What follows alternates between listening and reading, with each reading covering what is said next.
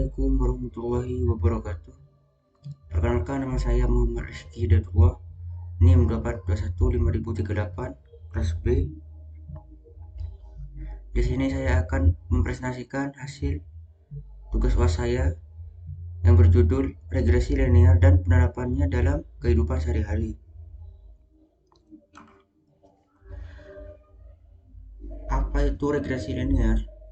Regresi linear adalah metode statistik yang digunakan untuk mengetahui hubungan antara variabel bebas X dengan variabel terikat Y. Metode ini juga digunakan untuk memprediksi nilai berdasarkan data yang dimiliki.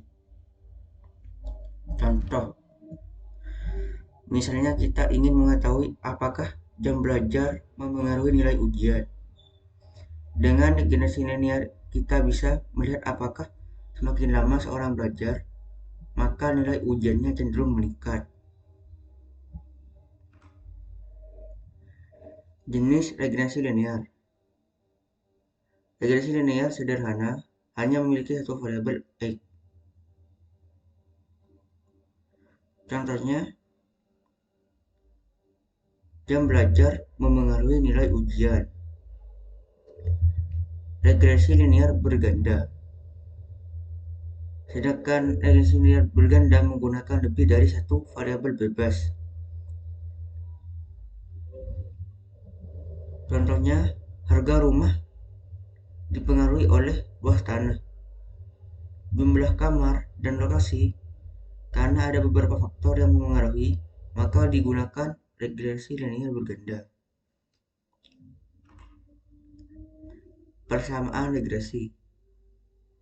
Persamaan dasar regresi linear adalah Y sama dengan A plus B, Bx plus E. Y adalah hasil yang ingin diprediksi, misalnya nilai ujian.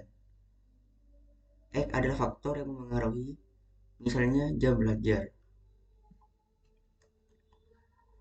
A adalah konstanta atau nilai awal. Kalau B itu menunjukkan seberapa besar pengaruh X terhadap Y. Sedangkan E adalah error atau selisih antara hasil prediksi dengan hasil sebenarnya. Contoh sederhana, misalnya semakin lama siswa belajar, maka biasanya nilai ujian juga meningkat. Hubungan seperti inilah yang dihitung menggunakan persamaan regresi.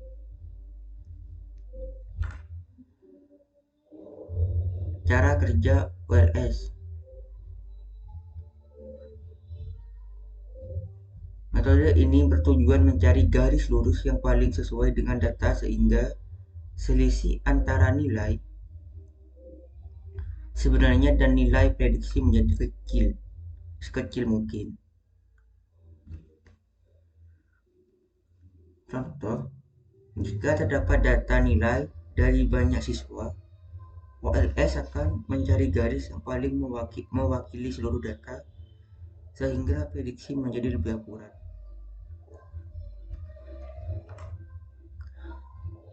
Asumsi regresi linear. Agar hasil analisis valid harus memenuhi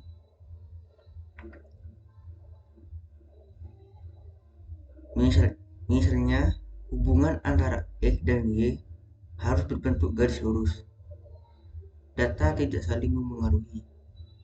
Kisaran prediksi harus stabil. Error berdistribusi normal. Jika asumsi-asumsi tersebut tidak terpenuhi, maka hasil analisis bisa menjadi kurang akurat.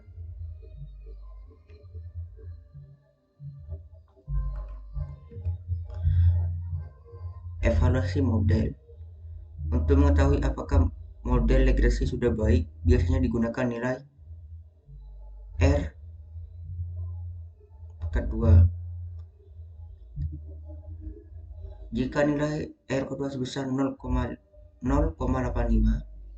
artinya sekitar 85% perubahan nilai ujian dapat dijelaskan oleh jam belajar, sedangkan 15% sisanya dipengaruhi oleh faktor lain. Misalnya kesehatan, motivasi, atau tingkat kesulitan soal. Semakin mendekati angka 1, maka model semakin baik. Kelebihan dan kekurangan. Regresi linear memiliki beberapa kelebihan, yaitu mudah dipahami, mudah dihitung, dan hasilnya mudah dijelaskan. Namun metode ini juga memiliki kekurangan, yaitu hanya cocok untuk hubungan yang linear, serta sensitif terhadap data yang menyimpang atau outlier.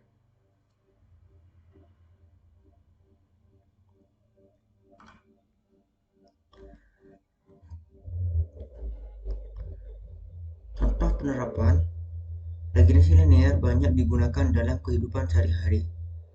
Contohnya, pendidikan, memprediksi nilai siswa berdasarkan jam belajar. Bisnis, memprediksi penjualan berdasarkan biaya iklan. Ekonomi, memprediksi pengeluaran berdasarkan pendapatan. Jadi metode ini membantu seseorang atau perusahaan dalam mengambil keputusan berdasarkan data. Kesimpulan, regresi linear adalah metode statistik yang digunakan untuk mengetahui hubungan antar variabel dan memprediksi suatu nilai. Walaupun sederhana, metode ini masih banyak digunakan dalam analisis data karena mudah dipahami dan hasilnya cukup akurat apabila asumsinya terpenuhi.